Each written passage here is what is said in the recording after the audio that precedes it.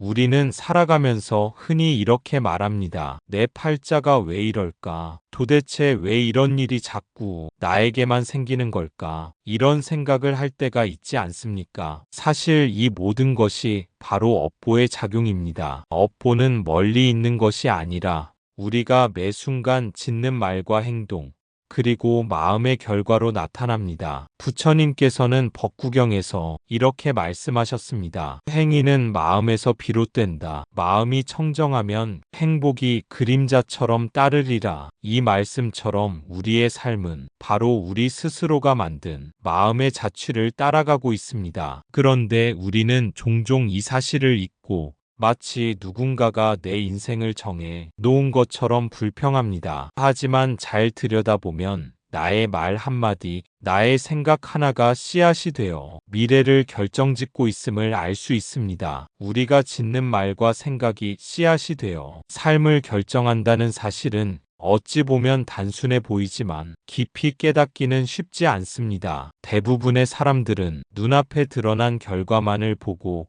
그것이 어디에서 비롯되었는지 살펴보지 않습니다. 그래서 불행이 닥치면 원망하고 고통이 찾아오면 억울해하며 때로는 다른 사람 탓이나 세상의 탓으로 돌리곤 합니다. 그러나 부처님께서는 결과에는 반드시 원인이 있다고 가르치셨습니다. 지금의 괴로움은 과거의 업이 열매 맺은 것이고 오늘의 선택은 내일의 삶을 바꿀 씨앗이 됩니다. 따라서 우리가 진정으로 바꾸어야 할 것은 바깥 세상이 아니라 바로 내 마음의 방향입니다. 마음이 탐욕에 끌리면 끝없이 더 많은 것을 원하게 되고 만족은 사라지며 괴로움은 커집니다. 마음이 분노에 사로잡히면 작은 말다툼도 큰 상처로 변하고 인간관계는 삐걱거리며 결국 고립을 자초하게 됩니다. 또한 어리석음에 휘둘리면 무엇이 옳고 그른지 분별하지 못해 잘못된 길을 선택하고 후회에 빠지게 됩니다. 반대로 마음을 선하게 돌이키면 상황은 조금씩 달라집니다. 자비의 말을 건네면 상처가 치유되고 인연은 따뜻하게 이어집니다. 감사의 마음을 품으면 가진 것이 부족해도 행복을 느낄 수 있습니다. 지혜롭게 살피면 순간순간의 선택이 올바른 길로 이끌어줍니다. 이렇듯 업보는 어느 날 갑자기 외부에서 들이닥치는 재앙이 아니라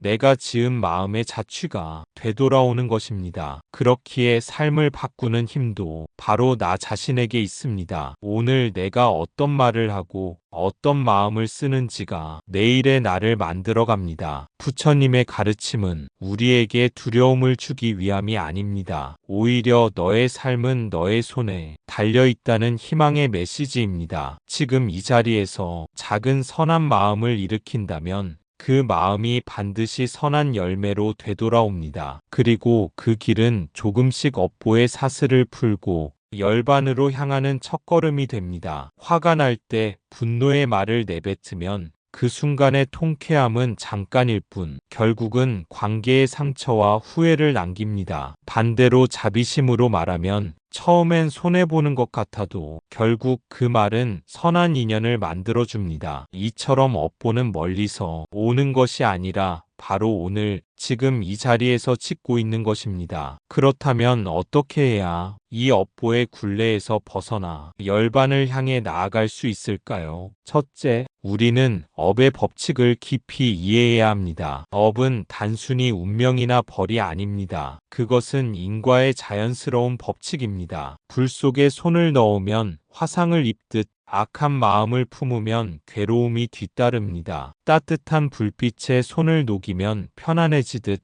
자비로운 마음을 품으면 행복이 찾아옵니다. 이 단순한 인과의 법칙을 아는 것이 바로 해탈의 시작입니다. 업의 법칙을 깊이 이해한다는 것은 단순히 지식으로 아는 것이 아니라 삶 속에서 체험적으로 깨닫는 것을 말합니다. 누군가에게 화를 내고 나면 그 순간은 내 마음이 풀리는 듯 하지만 곧 깊은 후회와 더 큰 괴로움이 따릅니다. 그것은 단지 외부에서 벌이 내려진 것이 아니라 내 마음 속에서 이미 씨앗이 자라나 괴로움의 열매를 맺은 것입니다. 반대로 내가 작은 친절을 베풀었을 때 상대가 미소 짓는 모습을 보면 내 마음도 덩달아 밝아집니다. 이 역시 누군가가 보상해 주어서가 아니라 자비와 선한 마음이 곧바로 행복이라는 열매를 만들어낸 것입니다. 부처님께서는 우리에게 끊임없이 모든 것은 마음으로부터 비롯된다고 가르치셨습니다. 그러므로 업을 이해한다는 것은 곧 나의 마음을 이해하는 길입니다. 마음이 어떻게 흘러가는지를 지켜보고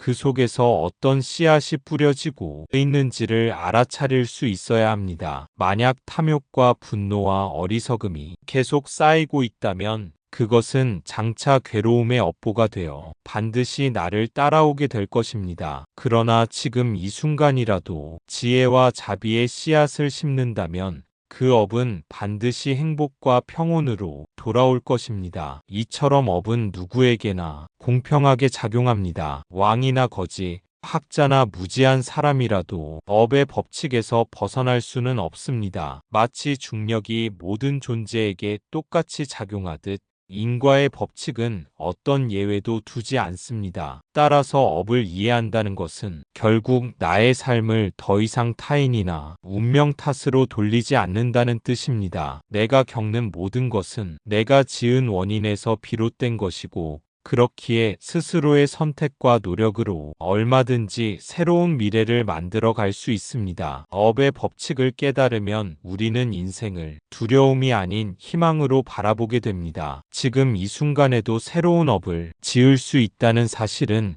곧 나에게 무한한 가능성이 열려 있다는 뜻이기 때문입니다. 그러므로 업을 두려워할 것이 아니라 업을 바르게 이해하고 활용해야 합니다. 작은 선행 하나, 짧은 자비의 말 한마디가 내 인생의 흐름을 바꾸고 나아가 열반을 향한 발걸음이 될 수 있습니다. 이렇게 업의 법칙을 깊이 이해하고 살아가는 것이야말로 열반의 첫걸음을 확실히 내딛는 길입니다. 둘째, 무명을 걷어내야 합니다. 무명, 즉 알지 못함은 업을 계속 짓게 만드는 뿌리입니다. 우리는 집착과 탐욕, 분노와 어리석음 속에서 무심코 업을 지으며 살아갑니다. 그러나 그 순간을 알아차리고 깨어있을 때 업의 고리를 끊을 힘이 생깁니다. 부처님은 중화안경에서 말씀하셨습니다. 어리석은 이는 업을 지으며 괴로움을 키운다. 지혜로운 이는 업을 관찰하며 그 길을 벗어난다. 이 말씀처럼 지혜롭게 관찰하는 것이 바로 자유로움의 열쇠입니다. 무명을 걷어낸다는 것은 단순히 세상의 지식을 많이 아는 것을 뜻하지 않습니다. 무명은 곧 사물의 진실을 보지 못하는 마음의 어둠을 말합니다. 우리가 무명에 가려 있을 때는 모든 것을 뒤틀려 바라보게 됩니다. 잠시 스쳐가는 감정을 영원한 나라고 착각하고 덧없는 재물과 명예를 영원한 행복이라고 착각합니다. 이러한 착각이 곧 집착을 낳고 집착은 끝없는 괴로움으로 이어집니다. 무명을 걷어내기 위해서는 먼저 내가 무엇에 집착하고 있는지 돌아보아야 합니다. 분노에 사로잡힐 때 그것이 진정한 나의 본 모습이 아니라는 것을 알아차릴 때 무명은 조금씩 거치기 시작합니다. 탐욕에 빠져 모든 것을 소유해야만 행복할 것 같지만 그것이 끝없는 갈증을 키울 뿐이라는 사실을 직시하면 무명은 빛 앞에서 사라집니다. 즉 무명을 벗긴다는 것은 순간순간에 마음을 지혜롭게 비추는 수행입니다. 부처님께서는 알아차림의 힘이 무명을 깨뜨리는 가장 큰 도구라고 하셨습니다. 어리석은 이는 무심코 말하고 행동하여 업을 만들지만 깨어있는 이는 그 찰나를 놓치지 않고 관찰합니다. 화를 낼 수도 있는 순간 이 분노는 곧 사라질 것이라고 알아차리면 분노는 더 이상 나를 지배하지 못합니다. 욕심이 올라올 때 이것은 집착일 뿐이라고 비추면 탐욕은 뿌리를 내리지 못합니다. 그 한순간의 지혜로운 관찰이 곧 무명을 끊어내는 실천인 것입니다. 무명을 걷어내면 세상은 전혀 다르게 보이기 시작합니다. 그동안 괴로움이라 여겼던 일이 사실은 집착이 만든 그림자였음을 알게 되고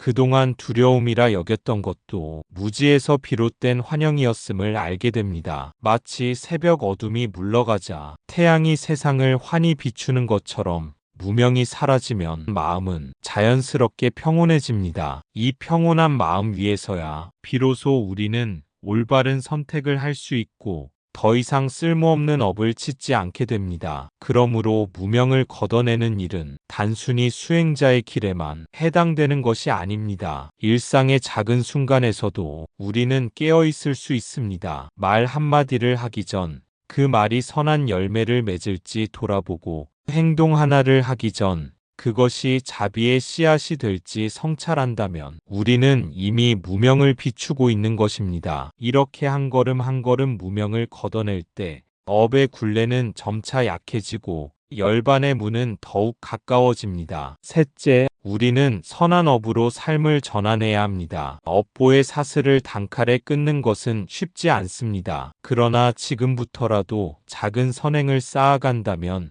그것이 열반을 향한 발걸음이 됩니다. 남을 돕는 말 한마디, 부모님께 드리는 작은 감사, 스스로를 자비롭게 바라보는 마음 하나가 모두 선업이 됩니다. 법구경에는 이런 말씀이 있습니다. 작은 악이라도 업을 쌓으면 큰 재앙이 되고 작은 선이라도 쌓이면 큰 복락이 된다. 그러니 지금 이 순간 내가 어떤 업을 짓고 있는지를 살펴보아야 합니다. 선한 업으로 삶을 전환한다는 것은 단순히 착하게 살아야 한다는 도덕적 권유가 아닙니다. 그것은 곧 내 마음의 흐름을 바꾸고 업보의 방향을 전환하는 실제적인 수행입니다. 우리는 과거에 이미 많은 업을 지었고 그 결과가 지금의 삶으로 나타나 있습니다. 그러나 미래의 업은 아직 정해지지 않았습니다. 바로 지금 이 순간 내가 어떤 선택을 하느냐에 따라 앞으로의 삶은 전혀 다른 길로 나아갈 수 있습니다. 작은 선행은 사소해 보이지만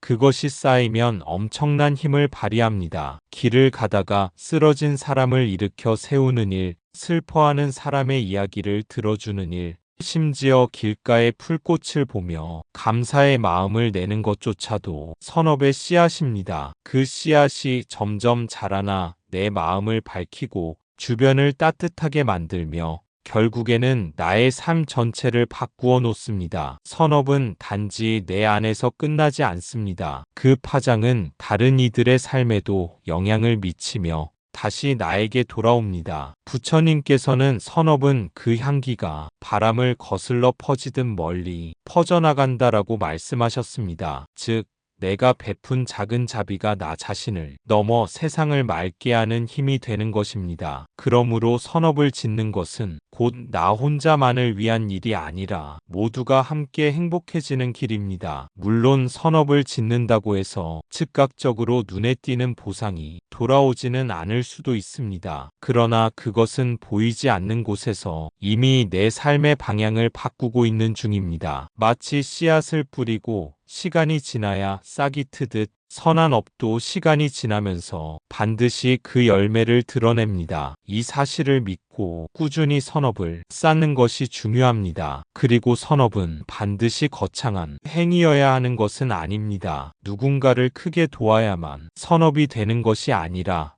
내 마음속에 진심 어린 자비와 지혜가 담겨 있다면 그것이 곧 선업입니다. 내가 오늘 하루를 성내지 않고 욕심을 조금 줄이고 누군가에게 따뜻한 말을 건네는 것만으로도 충분히 새로운 업의 흐름을 만들어 갈 수 있습니다. 이렇게 삶을 선업으로 전환하면 과거의 악업이 만들어낸 괴로움도 점차 힘을 잃게 됩니다. 빛이 어둠을 몰아내듯 선업이 계속 쌓이면 악업의 그림자는 사라지고 마음은 점점 더 청정해집니다. 그 청정한 마음은 곧 열반의 문을 향해 나아가는 가장 확실한 길이 됩니다. 따라서 우리는 하루하루의 삶 속에서 선업을 선택해야 합니다. 말과 행동을 하기 전에 그것이 자비와 지혜를 담고 있는지 살펴보고 순간순간 선한 마음을 일으키는 것, 그것이 바로 업보에서 자유로워지는 실제적인 실천입니다. 이렇게 선업으로 삶을 전환하는 것이야말로 열반을 향한 가장 따뜻하고 확실한 발걸음이 되는 것입니다. 넷째, 마음을 돌이켜 공의 지혜를 배우는 것입니다. 업은 분명 존재하지만 그것에 집착할 필요는 없습니다. 업도 인연 따라 생기고 인연 따라 사라지는 것이기 때문입니다. 이것을 안다면 업보조차 본래 실체가 없음을 깨닫게 됩니다. 공의 지혜를 배운다는 것은 단순히 철학적 사유를 더하는 것이 아니라 존재의 본질을 깊이 관찰하는 수행입니다. 우리가 겪는 모든 업은 실제하는 듯 보이지만 사실은 인연이 모여 잠시 나타난 그림자와도 같습니다. 분노의 업도 탐욕의 업도 그것을 붙잡고 나의 것이라고 집착할 때 힘을 얻습니다. 그러나 그것이 본래 실체 없는 인연의 모임임을 알게 되면 그 순간 업은 나를 얽매지 못합니다. 한순간의 화는 내 마음속에 불길처럼 치솟지만 그것을 가만히 바라보면 곧 사라지는 구름과 같습니다. 욕심도 마찬가지입니다. 어떤 물건이나 사람에 대한 집착이 영원히 나를 괴롭힐 것 같지만 시간이 지나면 그 마음은 자연스레 옅어집니다. 이렇게 모든 것은 변하고 사라지기에 그것을 실체라 믿는 어리석음이 곧 괴로움의 뿌리입니다. 공의 지혜를 배우면 우리는 업에 휘둘리지 않고 업을 자유롭게 관찰할 수 있습니다. 업이 생길 때는 그것을 알아차리고 업이 사라질 때는 집착하지 않는 것. 이것이 곧 해탈의 길입니다. 부처님께서 말씀하신 모든 법은 인연 따라 일어나고 인연 따라 사라진다는 가르침은 바로 이 공의 이치를 드러냅니다. 즉, 업도 본래 고정된 것이 아니며 지혜로 비추면 그 힘은 점차 사라집니다. 공을 깨닫는다고 해서 업을 무시하거나 도망치는 것은 아닙니다. 오히려 업을 더 깊이 이해하고 그 작용을 있는 그대로 보게 됩니다. 그리고 거기서 집착을 놓을 수 있는 힘이 생깁니다. 누군가 나에게 상처를 주었을 때 그것을 영원한 원한으로 붙잡으면 괴로움은 끝이 없습니다. 하지만 그것도 인연이 모여 일어난 잠시의 현상임을 알면 그 사람도 나와 마찬가지로 인연에 끌려 행동했음을 이해하게 되고 마음은 자연스레 풀립니다. 공의 지혜는 또한 나라는 집착마저도 비추어 줍니다. 이것은 내 것, 이것은 나라고 굳게 쥐고 있던 마음이 사실은 오온의 모임일 뿐이라는 것을 알게 될 때 우리는 더 이상 나라는 틀에 매이지 않습니다. 그 순간 업의 굴레는 더욱 약해지고 마음은 열반에 가까워집니다. 따라서 마음을 공의 지혜로 돌이킨다는 것은 단지 업보에서 벗어나는 것에 그치지 않고 삶 전체를 가볍고 자유롭게 만드는 길입니다. 업이 있으되 집착하지 않고 괴로움이 있으되 거기에 얽매이지 않는 것. 이것이 바로 부처님께서 보여주신 해탈의 세계입니다. 그곳에서는 업조차도 더 이상 나를 속박하는 힘을 가지지 못하며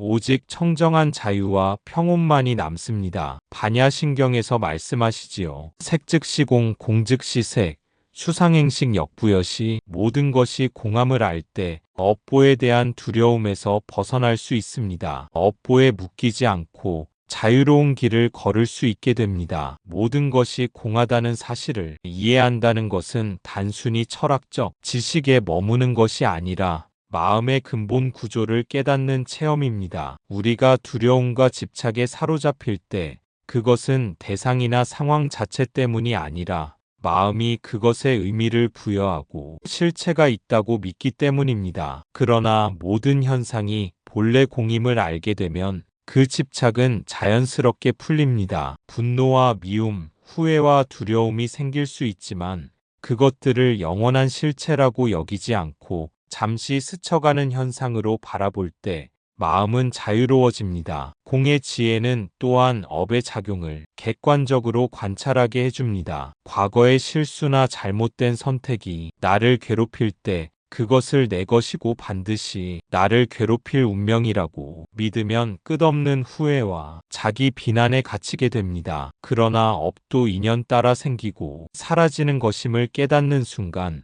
과거의 업은 더 이상 나를 속박하지 않습니다. 그저 원인과 결과의 흐름 중 하나였음을 알게 되면 마음은 현재에 집중하며 새로운 선택을 할 수 있는 자유를 얻습니다. 공의 지혜는 우리에게 모든 존재와 사건이 상호 연결되어 있음을 보여줍니다. 나의 말 한마디, 나의 작은 행동조차 주변과 연결되어 영향을 미치며 그 영향은 다시 나에게 돌아옵니다. 그러므로 업보를 두려워하며 억지로 피하려고 애쓰는 대신 지금 이 순간 지혜롭고 자비로운 선택을 하는 것이 훨씬 중요합니다. 이 선택이 쌓일 때 업보는 더 이상 두려움의 사슬이 아니라 배움과 성장의 발판이 됩니다. 또한 공의 깨달음은 내 안에서 생기는 고통을 상대화시켜 줍니다. 괴로움이 닥쳤을 때 그것을 영원하고 변치 않는 나의 고통이라고 여기면 마음은 무겁게 짓눌립니다. 하지만 그것도 인연에 따라 일어난 잠깐의 현상이라는 것을 알면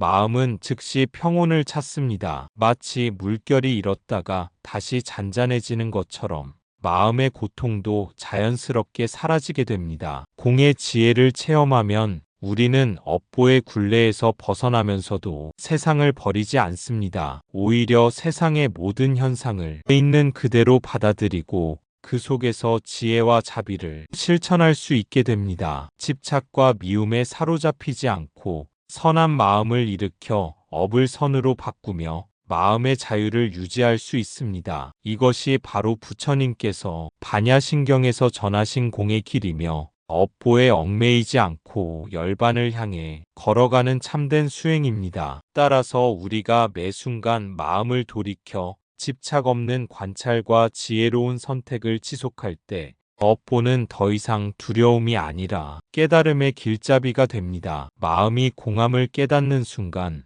우리는 내면에서 자유를 얻고 삶 속에서도 평온과 자비를 실현할 수 있습니다. 업보에 집착하지 않고 공의 지혜로 살아가는 삶이야말로 부처님께서 가르쳐 주신 해탈의 진정한 길입니다. 마지막으로 우리는 자비를 실천해야 합니다. 내가 받는 업보만 생각하면 두려움이 앞섭니다. 하지만 다른 이의 고통을 덜어주고 그와 함께 괴로움을 나눌 때 업의 무게는 가벼워집니다. 자비는 업의 굴레를 풀어내는 열쇠이자 열반에 이르는 지름길입니다. 자비를 실천한다는 것은 단순히 남을 도와주는 행동만을 의미하지 않습니다. 자비는 마음에서 비롯되어 말과 행동, 생각을 통해 드러납니다. 내가 타인의 고통을 이해하고 공감하는 순간 마음속에서 따뜻한 에너지가 흘러나오기 시작합니다. 그 에너지가 바로 업의 무게를 덜어주는 힘이며 내 삶을 밝히는 빛이 됩니다. 자비는 또한 나와 타인을 연결하는 다리입니다. 우리가 홀로 괴로워할 때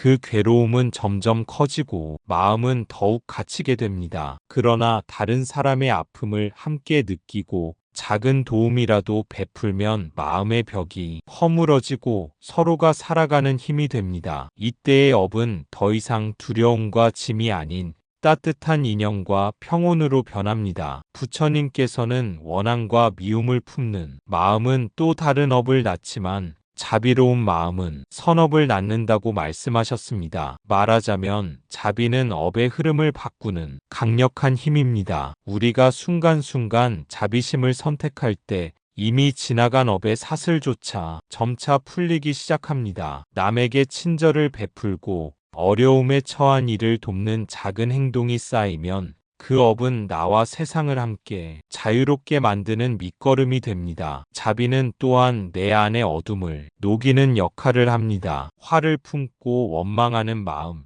미움과 시기심은 업의 굴레를 더욱 단단하게 만들지만 자비로운 마음은 마음속에 쌓인 무거운 감정들을 부드럽게 하고 괴로움의 원인을 직시하며 해탈로 나아가게 합니다. 실제로 마음 깊은 곳에서 우러나오는 진심 어린 자비는 나와 타인을 동시에 해방시키는 힘을 갖고 있습니다. 이와 같이 자비를 실천하면 업보는 더 이상 두려움의 족쇄가 아니라 배움과 성장의 길로 바뀝니다. 우리가 작은 자비를 실천할 때 그 파장은 나의 삶을 넘어 주변 세상까지 스며들며 긍정적인 변화를 일으킵니다. 이 과정을 반복하며 자비를 습관으로 삼을 때 마음은 청정해지고 괴로움은 점점 줄어듭니다. 마지막으로 자비의 마음은 열반으로 향하는 지름길입니다. 업에 얽매이지 않고 다른 이와의 관계 속에서도 자유로움을 경험하게 해줍니다. 자비심으로 행하고 마음을 비추며 세상을 따뜻하게 바라볼 때 우리는 업보의 굴레에서 벗어나며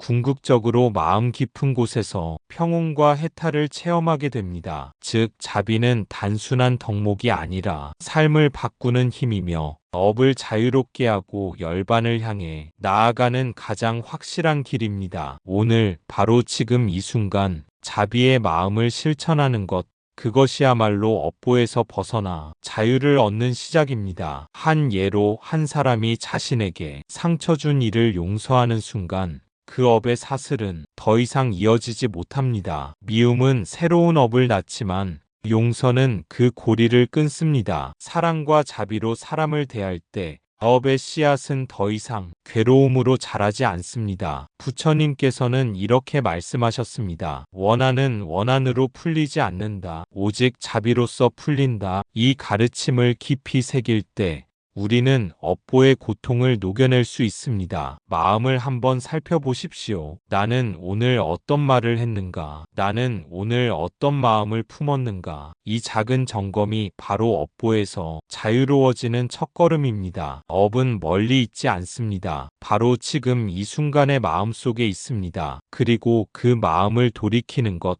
그것이 곧 열반으로 나아가는 길입니다. 마지막으로 법구경의 말씀으로 이 시간을 맺고자 합니다. 마음이 청정하면 그 어디든 낙원이 된다. 청정한 마음, 자비로운 행위, 깨어있는 지혜, 이 세 가지가 모일 때 우리는 업보의 굴레에서 벗어나 열반의 첫걸음을 내딛게 됩니다. 업은 먼 곳에 있는 것이 아니라 늘 내 마음속에서 시작됩니다. 오늘 내가 짓는 말과 행동, 내가 품는 생각과 감정이 바로 업을 만들어갑니다. 그렇기에 내 마음을 돌이키는 순간 나는 이미 업보에서 자유로워질 수 있는 힘을 가지게 되는 것입니다. 열반의 길은 특별한 장소나 시간을 필요로 하지 않습니다. 단지 마음을 청정하게 하고 자비를 실천하며 깨어있는 지혜를 놓치지 않는 것, 그것이 바로 길입니다. 청정한 마음은 외부 상황에 흔들리지 않는 중심입니다. 어떤 고통이나 시련이 닥치더라도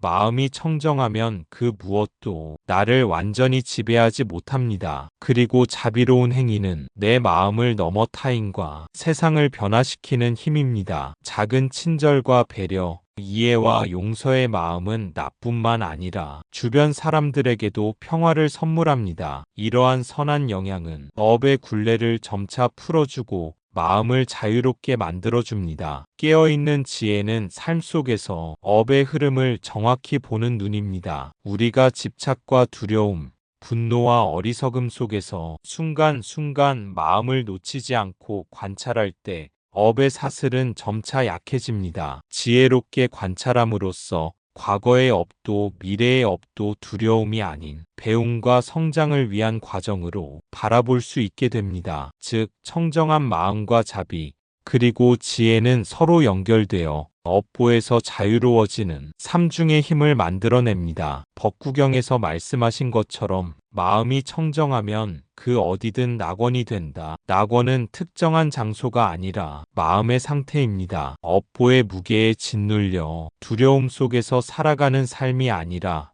청정과 자비, 지혜 속에서 평온하게 호흡하고 순간순간 깨어있는 삶이 바로 낙원입니다. 우리가 이 세 가지를 매 순간 실천할 때 업의 사슬은 더 이상 우리를 묶지 못하며 마음은 자유로워집니다. 결국 열반은 먼 미래의 목표가 아니라 지금 이 순간 우리가 선택하고 실천하는 삶 속에서 이미 시작됩니다. 지금 마음을 돌이켜 업을 지을 때마다 깨어있고 선한 마음과 자비를 실천하며 모든 현상의 공성을 직시할 수 있다면 우리는 이미 열반이 첫걸음을 내디딘 것입니다. 업의 굴레에 얽매이지 않고 청정한 마음으로 세상을 바라보며 자비와 지혜로 삶을 채우는 순간 우리는 비로소 참된 자유와 평온 속에 서게 됩니다. 오늘 이 순간 마음을 청정히 하고 자비를 실천하며 지혜를 잃지 않겠다고 다짐할 때